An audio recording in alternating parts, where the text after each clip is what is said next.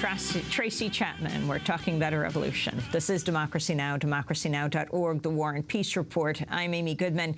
Democracy Now! Co-host Juan Gonzalez is home recuperating from back surgery.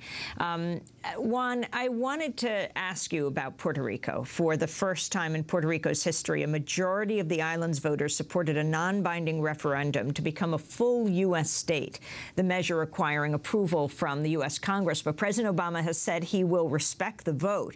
He made the same promise last year when he visited the island, becoming the first sitting U.S. president in half a century to do so. Because when I ran for president, I promised to include Puerto Rico, not just on my itinerary, but also in my vision of where our country needs to go. And I'm proud to say that we've kept that promise too. First of all, we've addressed the question of political status. In March, a report from our Presidential Task Force on Puerto Rican status provided a meaningful way forward on this question so that the residents of the island can determine their own future. And when the people of Puerto Rico make a clear decision, my administration will stand by you. That was President Obama speaking in Puerto Rico last year. Juan Gonzalez, talk about the significance of the vote that took place and what President Obama has said about respecting the vote. Well, I think the significance is that Puerto Rico is still grappling with its status as the last major colony of the United States. And this referendum is just another step along the road, but it's not quite as clear-cut as the press reports are making it out to be.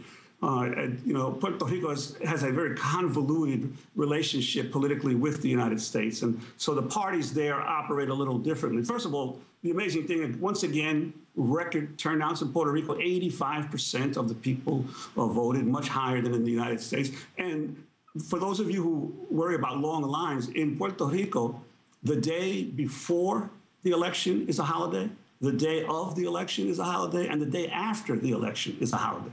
So it's a three-day holiday, election time in Puerto Rico. So it gives people plenty of time to organize and turn out their votes. But the results here on the referendum are double-edged. On the one hand, the referendum was in two stages this time. This was not authorized by Congress. This is, in essence, a preference vote of the people of Puerto Rico sending a message to Congress, but Congress has no responsibility to abide by it in any way. The first part of the amendment said, are you satisfied with the current status, or do you want a change in status? And in that part of the change, those who wanted to change won decisively. And 900,000 people, about 54% of those who were voting, said that they were not satisfied with the current status. But then there was a second stage, which said, which status would you prefer? And there were, in essence, the choices were statehood, which has always been a choice on these referendums. A new definition called a sovereign free associated state. Not the Commonwealth does not now exist, but some nebulous new entity called sovereign free associated state, or independence. So there were three choices, and you had about 800,000 people voted for statehood, and 437,000 voted for this free associated sovereign state. But another 468,000 cast blank ballots.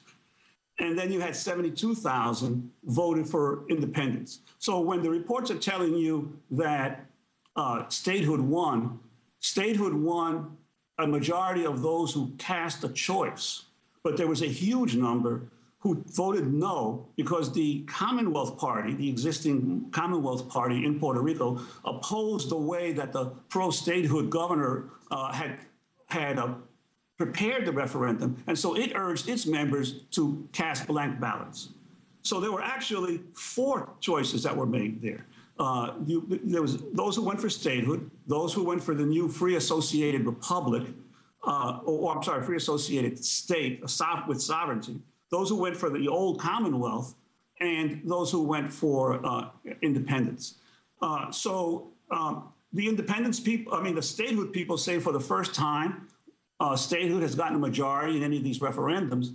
But those on the other side say no. When you add up free associated state, the blank ballots, and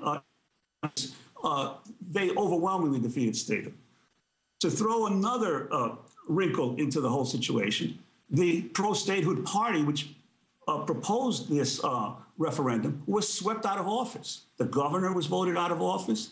The majority in the Senate was voted out of office. The majority of all the city, the mayoralties were voted out of office of the statehood party. And it looks like the house, the lower house of Puerto Rico will also be of the Commonwealth Party. So the new governor, because Luis Fortuño, the governor who tried to bring in the gas line, the governor who waged the battles against the students at the University of Puerto Rico, the governor who fought the labor unions, he's out.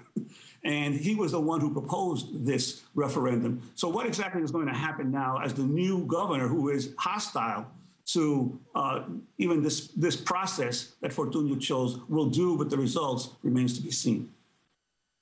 Finally, Juan, as you look